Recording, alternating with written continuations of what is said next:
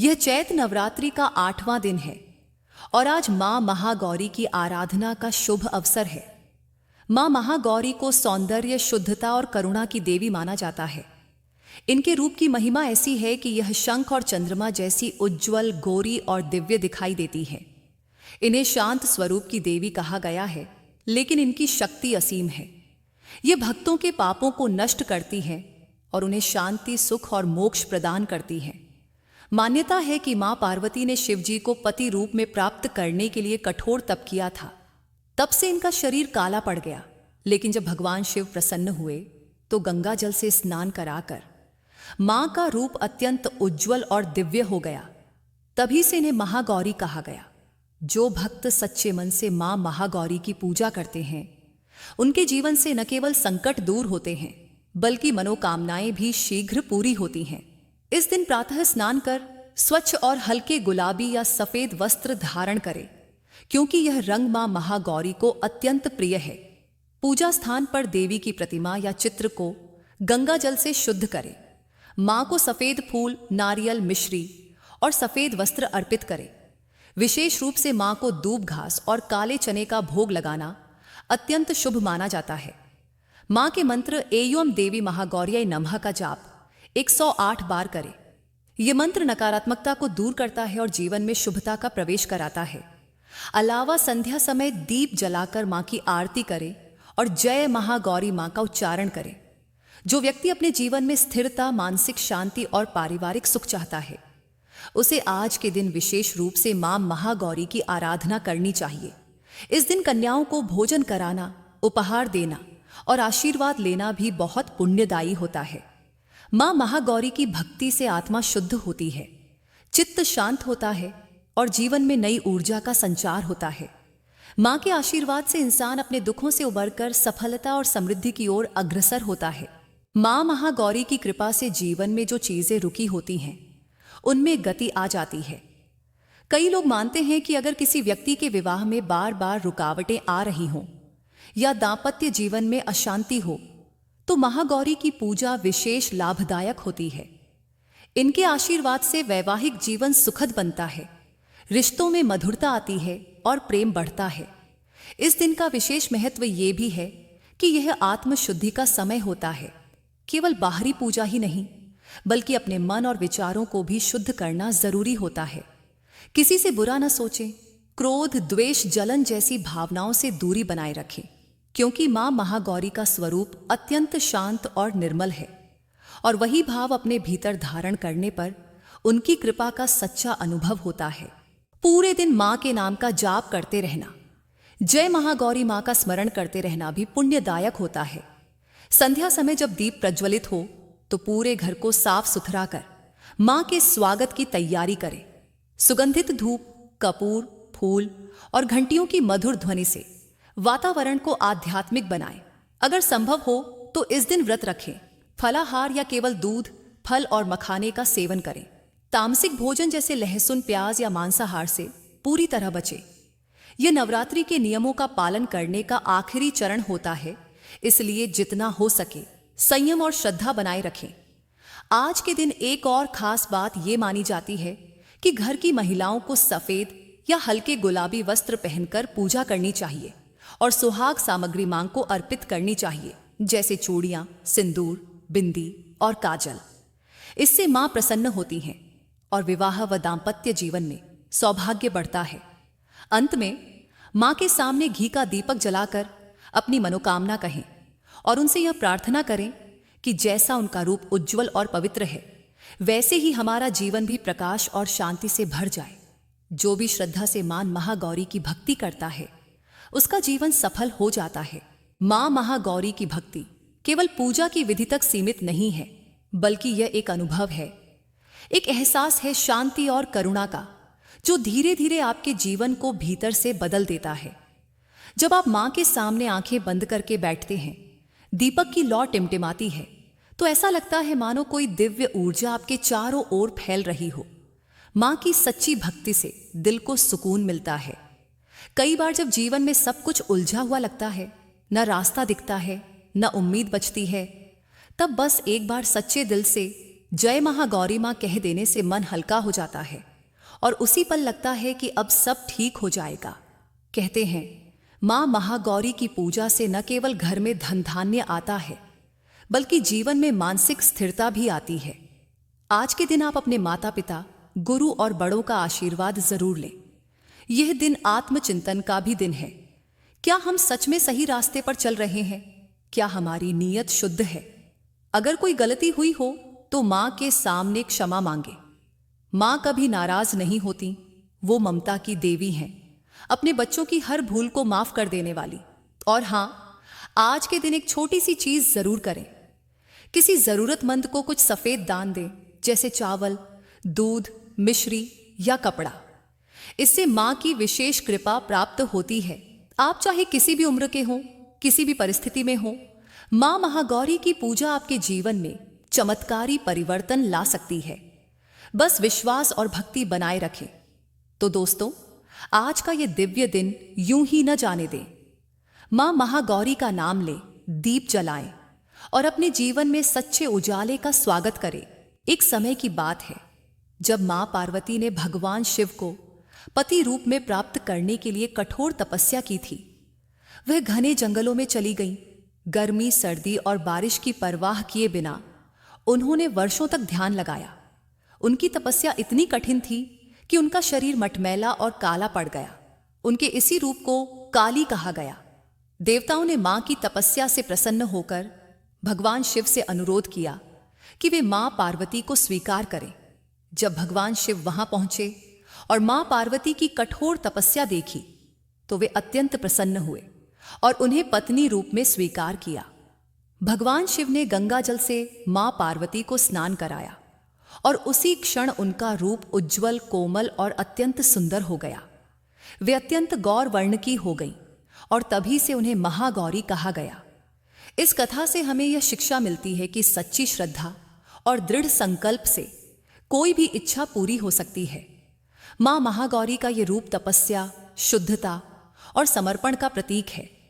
वे हमें सिखाती हैं कि जब हम बिना स्वार्थ के पूरी निष्ठा से किसी लक्ष्य के पीछे लग जाते हैं तो देवी स्वयं उस लक्ष्य को पूरा करवाती है।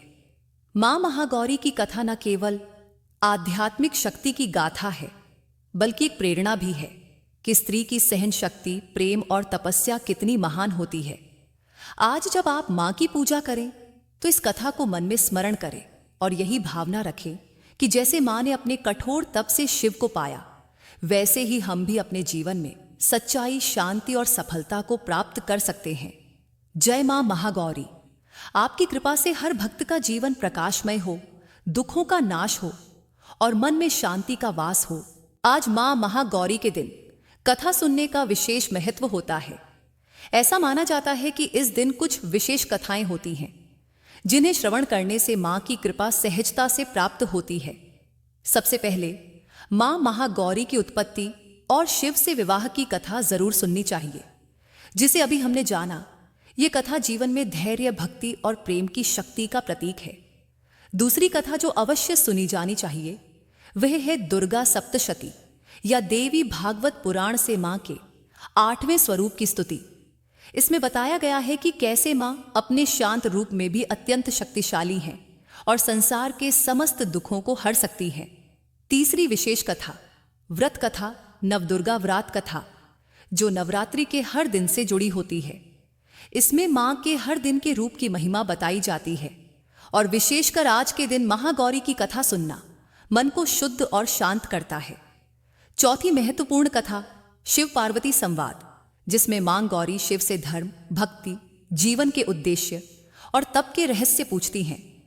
इस संवाद से जीवन के बहुत से रहस्य खुलते हैं और ये सुनने से मन स्थिर होता है। इन कथाओं को सुनने से न केवल पुण्य की प्राप्ति होती है बल्कि नकारात्मक ऊर्जा भी दूर होती है। आप चाहें तो घर पर माता की प्रतिमा के सामने बैठकर देवी भागवत या दुर्गा सप्तशती का पाठ सुन सकते हैं। YouTube ऑडियो बुक्स या कथा ऐप्स की मदद से। कथाएं केवल कहानी नहीं होती, वे शक्ति होती हैं। जब हम उन्हें श्रद्धा से सुनते हैं तो हमारे मन में वही ऊर्जा प्रवेश करती है जो देवी स्वरूप में होती है। तो आज का दिन मां की कथा के साथ बिताइए। जितना हो सके अपने परिवार को भी साथ बैठाकर सुनाइए ताकि घर का हर कोना मां की कृपा से भर जाए। बहुत अच्छा चुनाव किया आपने। आइए विस्तार से सुनते हैं मां महागौरी की उत्पत्ति और भगवान शिव से उनके विवाह की कथा, जो न केवल आध्यात्मिक है बल्कि हर भक्त के जीवन को छू जाने वाली प्रेरक कहानी भी है। बहुत समय पहले की बात है।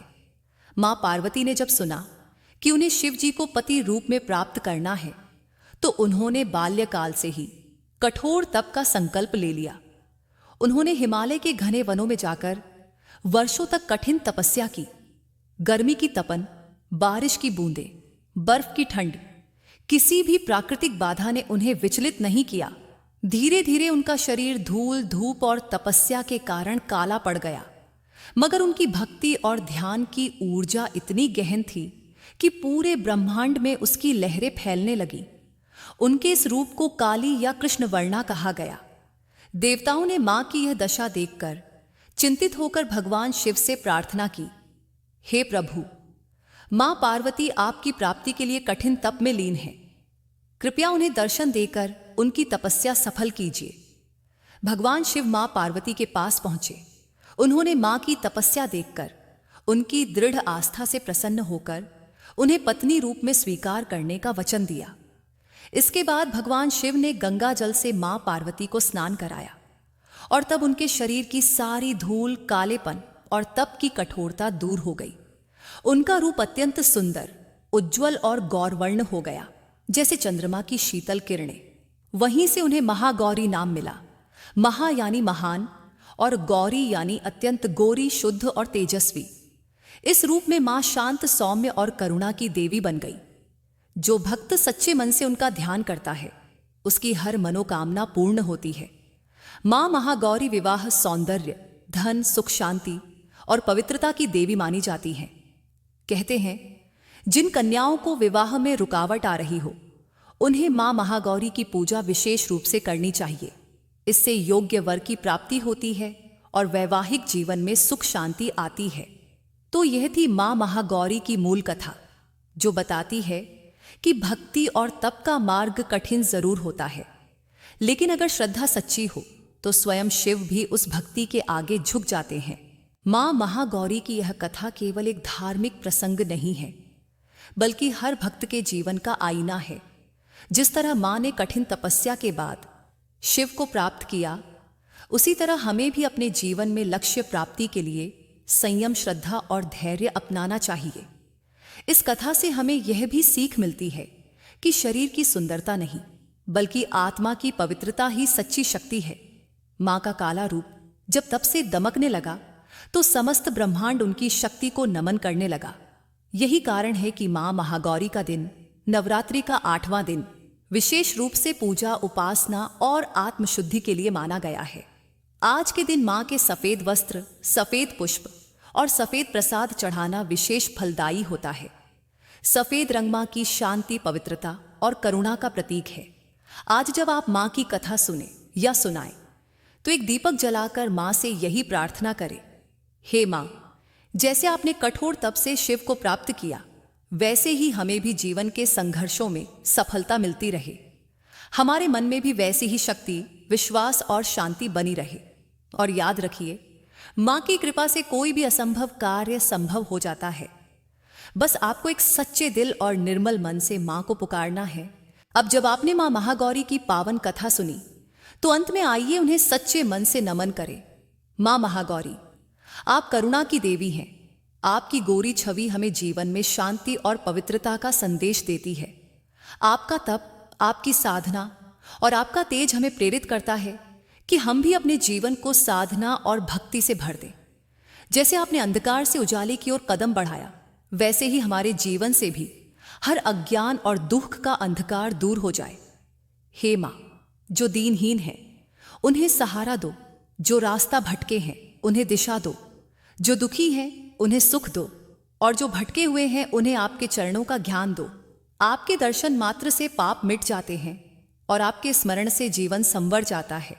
आज के दिन हम सबको आपका स्नेह, आशीर्वाद और कृपा मिलती रहे, यही हमारी सच्ची कामना है।